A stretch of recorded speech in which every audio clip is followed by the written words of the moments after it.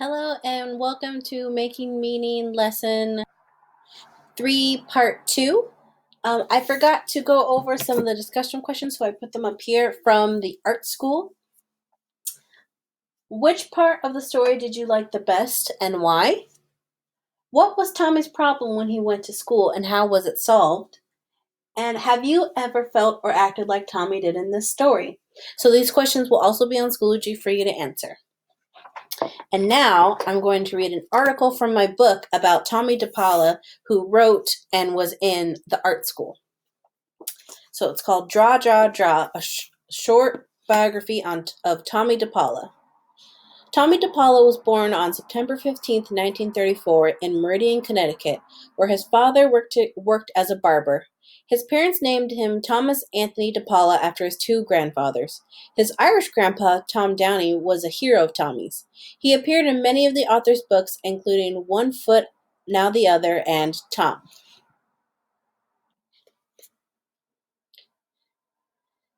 His Italian grandpa, Antonio DePaula, died before Tommy was born.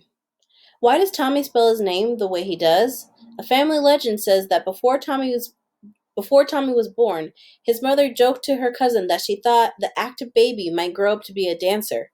Her cousin, Morton Downey, a famous singer, knew that Mrs. DePaula was planning to name her son Thomas.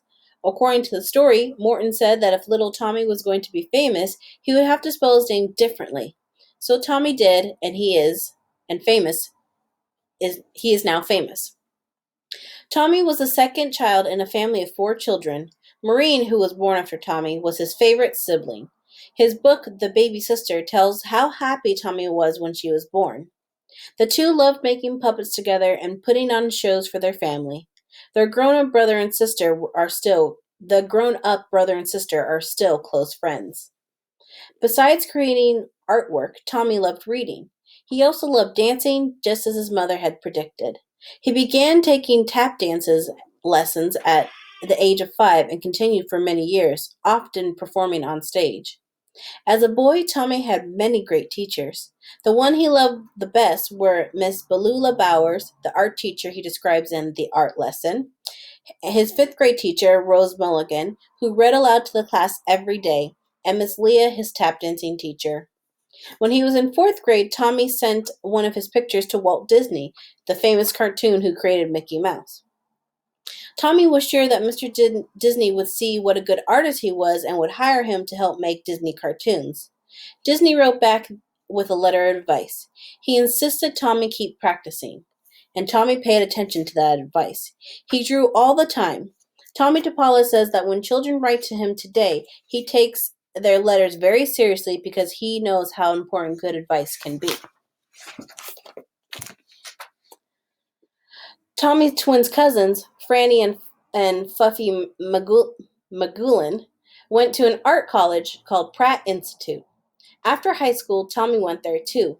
He loved art school and worked hard there.